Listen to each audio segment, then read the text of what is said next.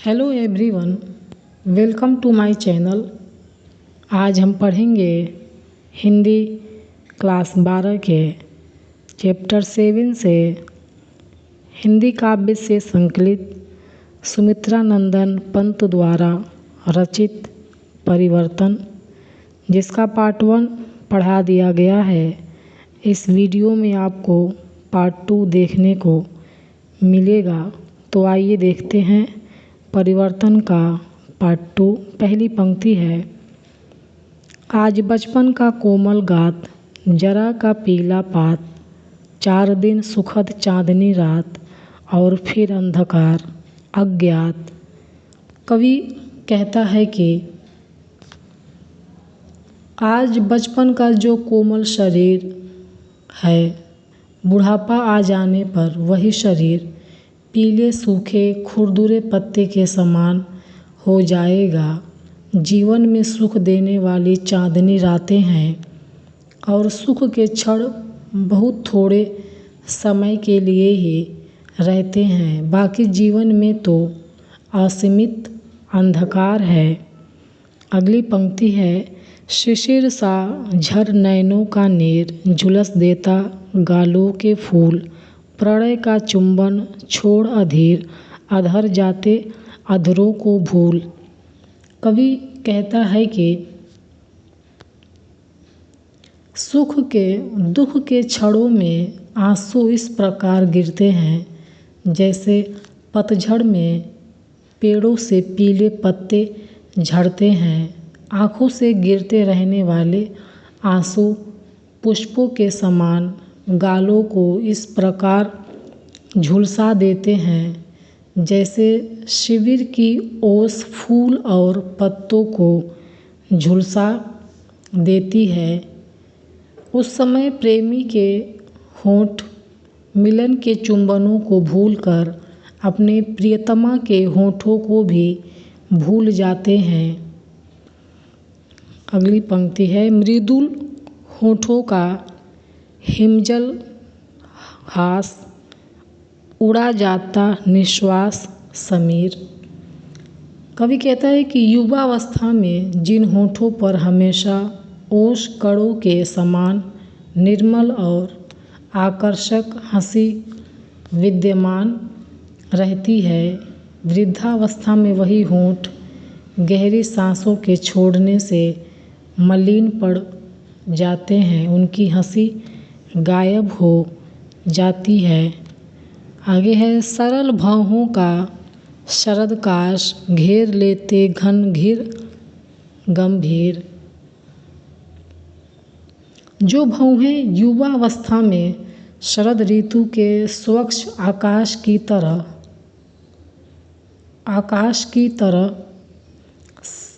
सरल होकर सुख की शोभा बढ़ाती हैं, उम्र बढ़ने के बाद वह सिकुड़ जाती हैं और उनकी सरलता लुप्त हो जाती है। अगली पंक्ति है, शून्य सांसों का विधुर वियोग, छुड़ाता अधर मधुर संयोग, मिलन के पल केवल 2-4, विरह के कल्प अपार।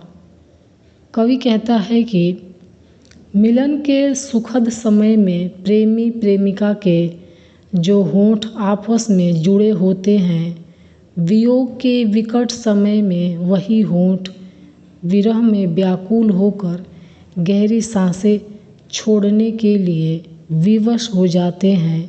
इस प्रकार मिलन का समय अल्प जबकि वियोग का समय दीर्घ होता है।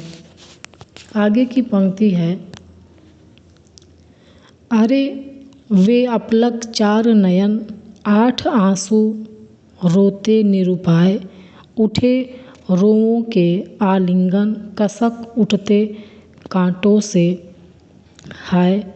कवि कहता है कि प्रिय की विरह वेदना में पथराई आँखें बिना पलक झपकाए फूट फूट कर रोया करती हैं। उन असहाय आंसुओं को दुख कम करने का कोई उपाय नहीं सूझता है। वियोग के दौरान आने वाले दुखों की कल्पना करके स्वयं को असहाय जानकर व्यक्ति की दशा चिंताजनक हो जाती है।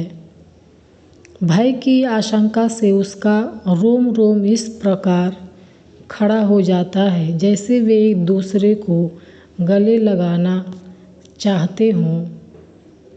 दुखों से उस गले लगाना चाहते हों।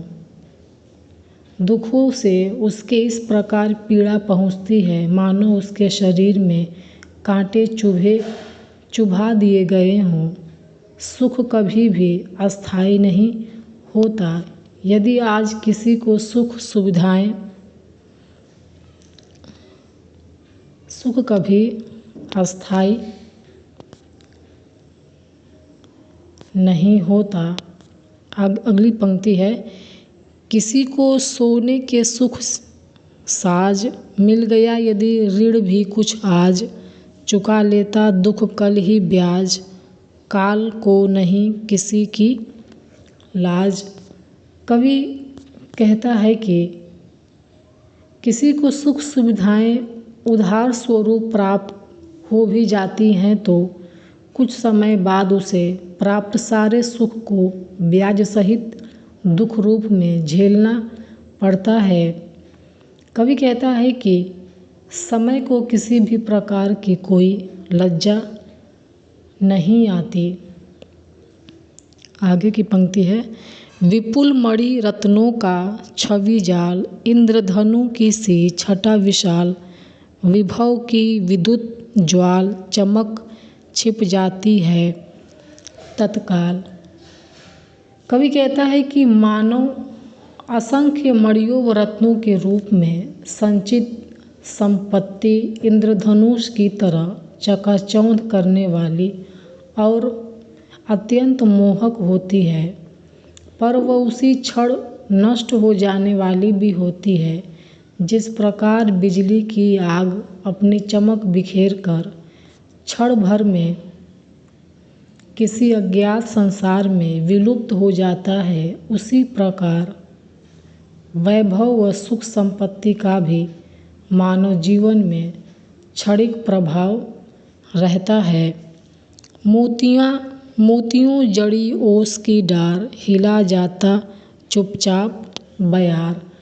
कवि कहता है कि मोती रूपी ओस की बूंद से परिपूर्ण डाल को हवा आते ही हिला देता है, जिससे उसकी सारी सुंदरता नष्ट हो जाती है।